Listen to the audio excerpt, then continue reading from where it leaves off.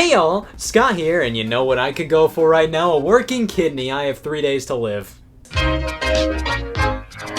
All here. Hey Scott, and don't mind me, just recuperating from the kidney transplant. I asked why they had to cut open my head for the transplant, and they were like, oh, you're just delusional from the transplant. And I was like, well, that doesn't make any sense. The transplant hasn't happened yet. And they were like, don't make stupid observations.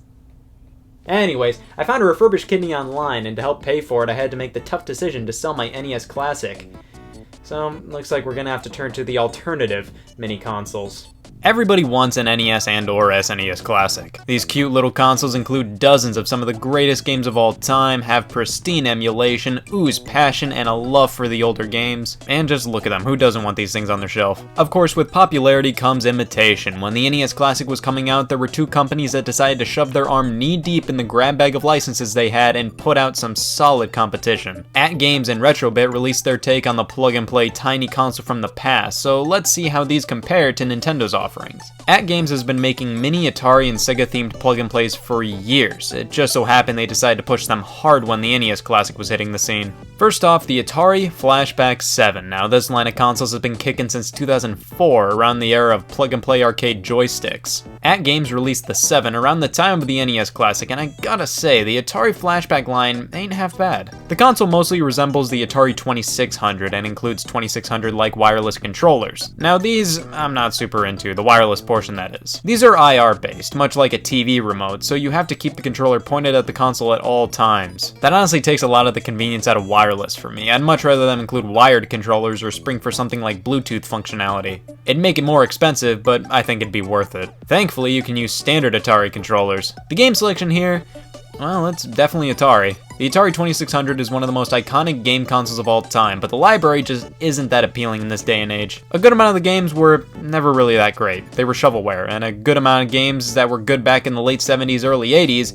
aren't that good nowadays. But every so often, you run across a 2600 game that is fantastic. Breakout, Centipede, Space Invaders, there's a handful of gems here. The lineup as a whole is pretty hit or miss on the Flashback 7, but so was the 2600's library in general. We don't get any of the Activision classics on here like Kaboom or Pitfall, which is unfortunate, but we do get Atari-made classics and games that were never released. I think for people that grew up with the Atari or want a good idea of what exactly the 2600 was all about, the Atari Flashback series does everything it sets out to do. I don't think it'll capture the hearts and minds of everybody who plays it, but those who want to appreciate or experience gaming's past, the Flashback 7 does its job. It's still way cooler to play these games on a real 2600 though. Next up is another At Games production, the Sega Genesis Classic Game Console. Now this is what you call a mini console. It gives off Sega Genesis 3 vibes in terms of the size, but doesn't really feel Genesis-y other than that. It comes with 2 wireless controllers which are molded after the 6-button Genesis pads. These definitely don't feel up to snuff with actual Genesis controllers and are also wireless in the same way as the Atari Flashback 7, so definitely plug in a Genesis controller if you have one laying around. This console comes with an actual Genesis cartridge slot, and while a bunch of games are included, if you boot this sucker up with a cartridge in it, you can play your existing Genesis games. Except you should never do that because this console is revolting. Mainly just in the sound department. It completely murders the sound in these games. Just take a listen.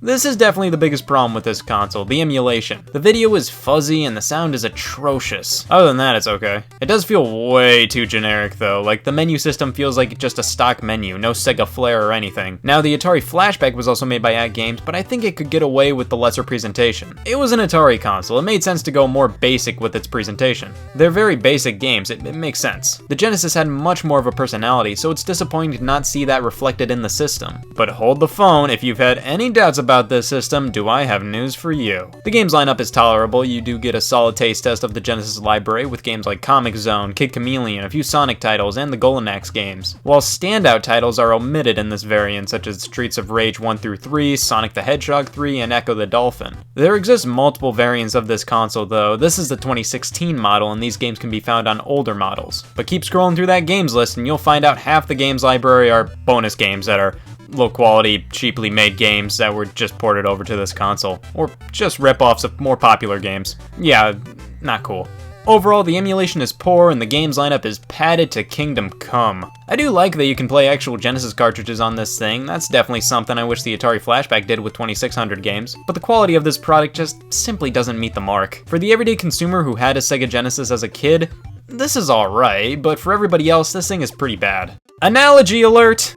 The NES Classic is like a best-of compilation Blu-ray set of some beloved movies or a show remastered to perfection, while the Sega Genesis Classic game console is more like those $1 DVDs at Walmart with a bunch of decent stuff, but the quality is belch-worthy. Finally, let's take a look at the Retro-Bit generations. Retro-Bit is a company primarily known for retro accessories and aftermarket consoles, such as the Retro Duo Portable, a portable SNES with an adapter for NES games. They definitely know a thing or two about classic games, so when they announced they were throwing their hat into the ring when it came to plug-and-play classic game consoles, many were excited, especially with the game lineup. The console itself looks like what comes up when you Google game console clip art. It's basically a black box made to look like it's trying to replicate the look of an actual game console. But in my opinion, it just comes off as a bit tacky. I think they were trying way too hard to make this NES Classic-y. I think it would have been cool to make this sucker smaller and maybe make it an HDMI dongle sort of deal with some nice wireless controllers. Speaking of which, the console actually outputs HDMI and includes component out too for some reason, but hey, I'm not complaining. 2 controllers are included, which are clones of the 6-button Sega Genesis controllers, and these suffice. They aren't amazing, but they work well, and you can actually use these on your PC. The Retro-Bit generations was not limited by one console's game catalog, and seemed to take more of a hidden gem approach to its game lineup. Games from the NES, Game Boy, SNES, Genesis, Arcade, it's a big hodgepodge of retro. They have the rights for games by Capcom, Irem, Jaleco, and Data East. While the most iconic publisher on that list, Capcom, only has a handful of titles on the console, the other publishers definitely have a good amount of classics on their hands. A swift look at the games list isn't gonna blow any minds, none of these are hard-hitting must-have titles, but there are some standout hidden gems and relatively well-known games here. Bionic Commando, Avenging Spirit, R-Type, Bases Loaded, 1942, Kiko Cubicle, Kung Fu, Ring King. There's also games that never released outside of Japan on here, which is really cool. Super 3D Noah's Ark, the only unlicensed SNES game to be released officially at retail, is included, which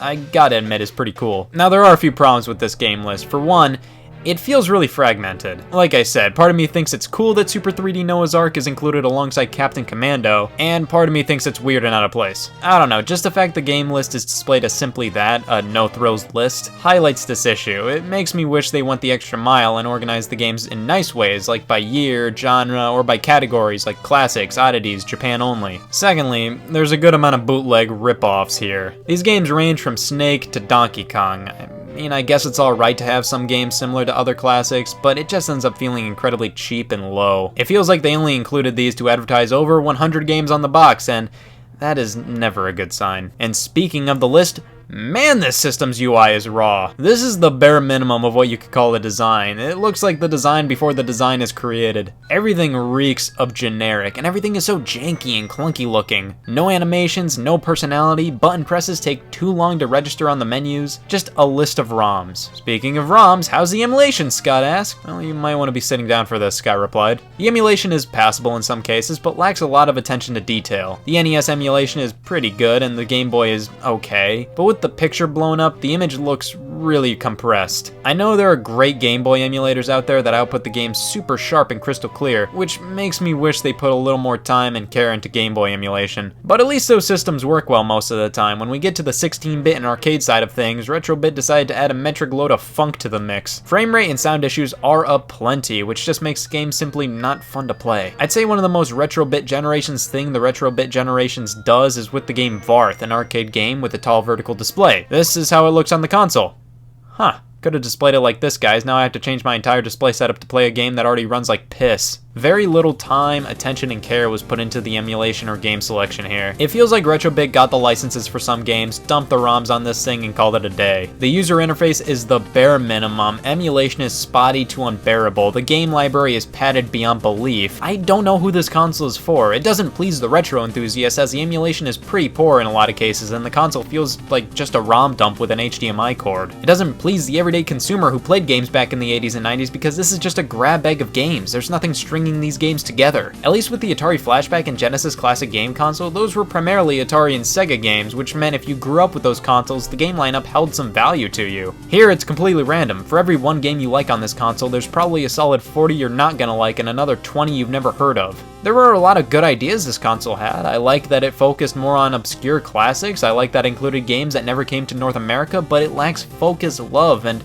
a purpose, really. This thing is trash. It feels incredibly cheap and lazy, and instead of feeling like a celebration of the past, it feels like a folder with ROMs in it. Now, coming up to compete with the SNES classic from At Games is the Sega Genesis Flashback and the Atari Flashback 8. These two systems were actually upgraded from the previous ones and feature rewind functionality, HDMI, and refined interfaces and experiences as a whole. These are definite steps up, but they still maintain that classic At Games charm, and have problematic emulation and bootleg ripoff games. At Games also makes portable variants of the Sega and Atari consoles, and honestly, I'd say spring for those if you want these sort of things. They're basically the same as the consoles, but on a tiny little handheld. I think those have much more charm and novelty than the consoles, and having them on a smaller screen definitely subdues the lesser quality and presentation, and you can still plug these bad boys into a TV if you want to. These consoles are definitely a far cry from the NES and SNES classics' overall quality and charm, but for their low asking prices, some still do offer a bit of value. To people who haven't played video games in decades and want to relive some classic Atari and Sega games, At Games' offerings suffice. It's just they could be so